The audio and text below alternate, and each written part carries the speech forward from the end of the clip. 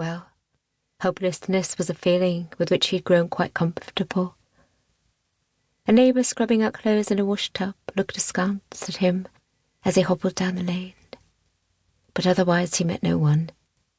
The door to their tiny brick flat swam out of the gloom.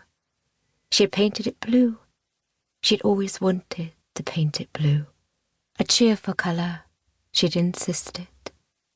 And in a place like the Barrens, cheerful was hard to come by. There was a small pot of yellow flowers in the window, their faces turned to drink in the tiny sliver of sunlight that filtered down into the lane. He smiled. The expression felt like a stranger on his face. Keeping his eyes fixed on the little pot of flowers, he lifted a shaking fist to the door and knocked. The silence that followed seemed to stretch on endlessly. He kept staring at the little flowers, hoping. When the door opened, it opened just a crack, enough so that a piercing green eye set in a pale freckled face could examine him suspiciously. "What is it you need, love? I've got nothing in for tea, or I could spare you some bread. If it's begging you're doing, you'll find no joy here, I'm sorry to say." He raised his head so that the cloak fell back from his face. Then he held his breath, waiting for the same fear to appear upon her face, for the door perhaps to slam close between them once again. But the door did not close. The green eye widened, as did the gap of the door as she pushed against it, the better to take him in. "Peter?" "Yes, Tilly. It's me." Tilly stood motionless for what felt like an eternity, her complexion milky beneath its collection of freckles. Then, as if in a dream, she reached out a small, work-roughened hand and pressed her fingertips to his face, prodding at him, making sure he was solidly before her, and not a dream she'd conjured from her years of longing. "It can't be you, can it?" she whispered. "It is.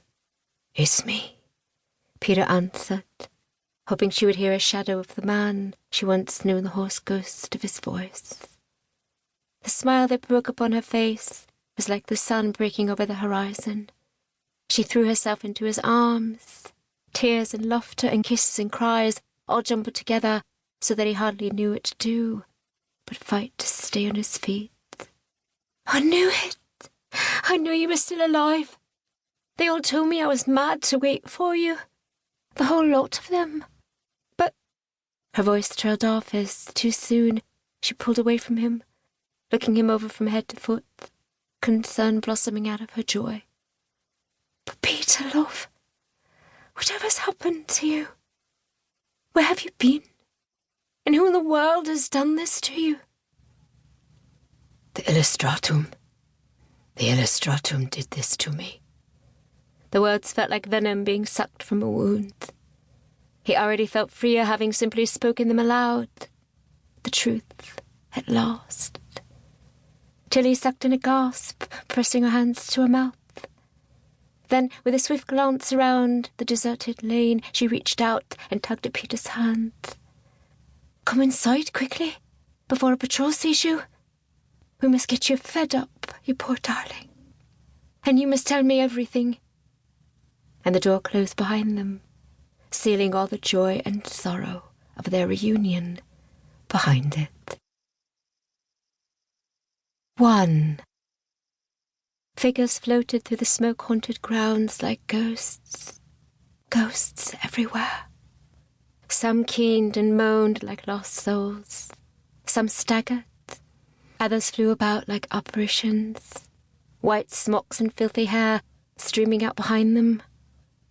Some simply stood, eyes staring, faces like blank pages as they watched their prison burn. And sunken into the grass, shaking and folded upon legs that would no longer hold her, another figure. Her teeth chattered. Her throat burned. Shock and grief snatched at her breath in equal measure, and her chest rose and fell shallowly as she gasped for air. All she could do was stare at the place where the figure had slipped away over the wall and out of sight.